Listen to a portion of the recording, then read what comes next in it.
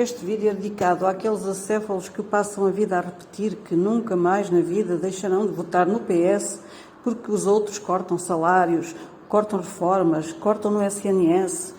E o PS é que é o partido dos pobres, aquele que enriqueceu o António Mexia, o ADP, o Zeinal Bava, o Salgado.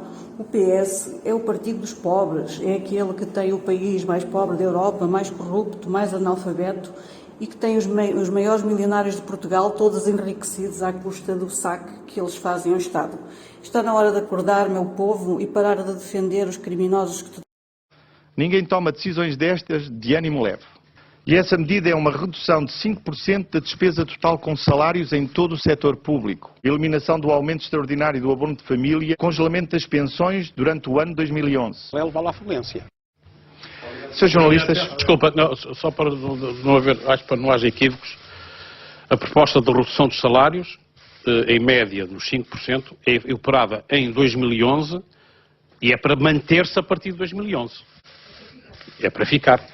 Como é evidente. A resposta é: faz-se uma redução salarial em 2011 e depois, para 2012, teremos as negociações que todos os anos ocorrem para os salários na função pública. Achei-me confusão no José Sócrates foi que ele, coisa que está-se a tentar esquecer, fingir que não aconteceu, ele cortou salários, ele cortou pensões, ele aumentou impostos e, portanto... A origem da austeridade. Não, aliás, é ele que inicia a austeridade. E vai à televisão e diz ao país: não há outro caminho.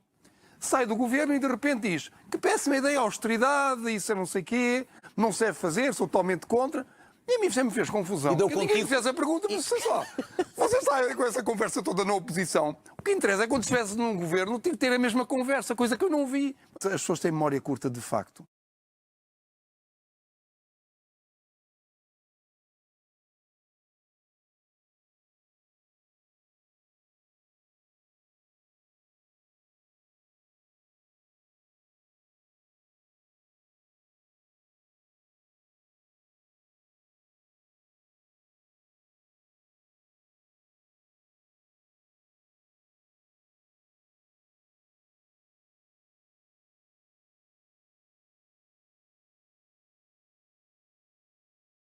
O engenheiro Sócrates é o primeiro-ministro da área socialista que mais maldades e malfeitorias fez ao Estado Social. Foi o primeiro-ministro em Portugal que cortou salários na função pública. Foi o primeiro-ministro em Portugal que mais reduziu as prestações sociais e levou os custos de acesso à saúde, diminuiu as comparticipações nos medicamentos, acabou com muitos abonos de família, milhares de abonos de família. Quer dizer, o engenheiro Sócrates, que tem vindo, por razão de insustentabilidade das finanças públicas, a colocar em causa a sustentabilidade do Estado Social, vem agora aqui querer dizer ao país: vejam, isto está muito mal porque realmente o Governo, por causa da crise internacional, com certeza, o Governo nunca tem culpas de nada. O Governo vem aqui defender Portugal e o seu Estado Social e cuidado, que ali do outro lado, apontando para mim, está alguém que quer combater o Estado Social. Deve haver regras e seriedade no debate político. E a primeira regra é não dizer mentiras. Não dizer mentiras. Assim, ter de aumentar a taxa normal do IVA em 2 pontos percentuais, de 19% para 21%. O deputado não me ouviu bem. Eu disse, no final da minha intervenção, não haverá aumento de impostos. Uma consolidação orçamental baseada na redução da despesa, não do aumento dos impostos, porque isso seria negativo para a nossa economia. Aumento em 2 pontos percentuais da taxa normal do IVA para 23%. Um colunista do jornal britânico Financial Times defende que José Sócrates mentiu aos portugueses na declaração que fez ao país na semana passada. Num artigo de opinião divulgado hoje, Wolfgang Muschau considera que o primeiro-ministro fez um discurso tragicómico ao anunciar um bom acordo e os elementos que não constavam do memorando de entendimento com a Troika. O editor do jornal britânico considera que Portugal tem gerido a crise financeira de forma terrível e que é difícil manter uma união monetária com governantes como Sócrates. Anunciada em 2004, poucos dias antes do Durão Barroso abandonar o cargo de primeiro-ministro. Não foi foi uma decisão fácil. E recebida com escândalo pelos socialistas. É uma decisão contra o ambiente. É caso para dizer, portanto, que o novo Ministro do Ambiente começa mal. José Sócrates chegou ao poder 9 meses depois.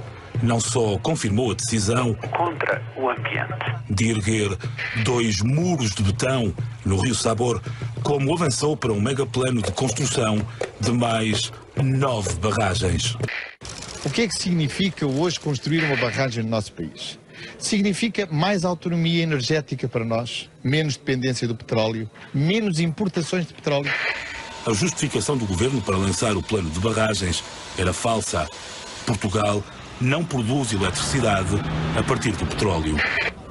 Sr. Professor, se um aluno lhe disser num exame que as barragens vão evitar as importações de petróleo, como é que ele classifica?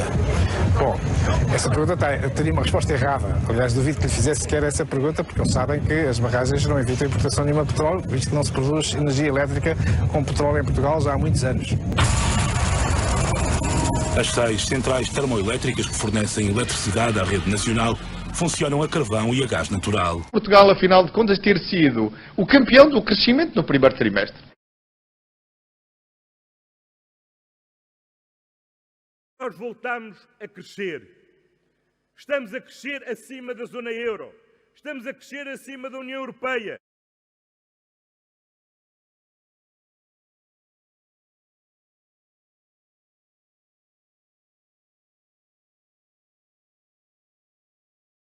Ele diz que foi graças à política económica levada a cabo pelo governo dele desde 2016 até agora que estamos tão bem. Costa, quando era líder da oposição na véspera das eleições legislativas em 2015, que ele perderia, diz esta frase: para mim é evidente que não há crescimento económico sem investimento público. Portanto, ele retoma essa tese agora com o programa de resiliência.